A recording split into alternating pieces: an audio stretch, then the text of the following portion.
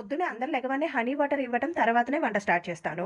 జలుబు చేసి నోరంతా చప్పగా ఉందని ఈరోజు ఏదైనా కారంగా చేసుకుందామని టమాటా పచ్చడి చేశాను. టమాటా పచ్చడితో అన్నం కలుపుతుంటే నీళ్లు నోట్లో నుండి వచ్చేసేయాలి. అందుకే కొంచెం కారంగా చేశాను. ఇంక ఇందులోకైతే చపాతీలు పిల్లలకి చేద్దామనుకుని రాత్రి పిండి అయిపోతే గోధుమ పిండి మా వారి చేత తెప్పించాను. ఇంకా చపాతీ పిండి కలిపేసి చపాతీలు చేసి పక్కన పెట్టేసి ఫ్రిడ్జ్ లో ఉన్న 4 వంకాయలు బయటకు తీసి ఉప్పు నీళ్ళలో వేసి ఉన్న 4 వంకాయలు ఎవరు ముక్కలు పెడతాలే అని అందుకే 2 ఉల్లిపాయలు కట్ చేసి కొన్ని వెల్లుల్లి రెబ్బలు వేసి కారం, ఉప్పు, జీలకర్ర, గరం మసాలా వేసి కచ్చాబెచ్చగా మిక్సీ పట్టి ఆల్రెడీ బాండీలో ఉన్న నూనె వేడయ్యాక అందులో కొంచెం అల్లం పేస్ట్ వేసి అది వేగాక మిక్సీ పట్టిన ఉల్లిపాయ పేస్ట్ వేసి బాగా వేగిన తర్వాత అయ్యో పసుపు వేయటం గురించి చెప్పటం మర్చిపోయాను, వీడియో తీయటం కూడా మర్చిపోయాను.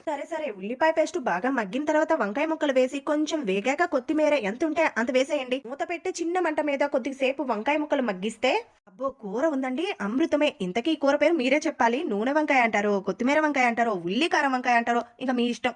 సరే ఏ పేరు పెట్టినా వంకాయ కర్రీ సూపర్ అంటే సూపర్. వేడి అన్నంలోకి ఈ వంకాయ కూర కలిపి మా వారికి లంచ్ బాక్స్ లో పెట్టి మిగతాది అప్పుడే తిన్నాను.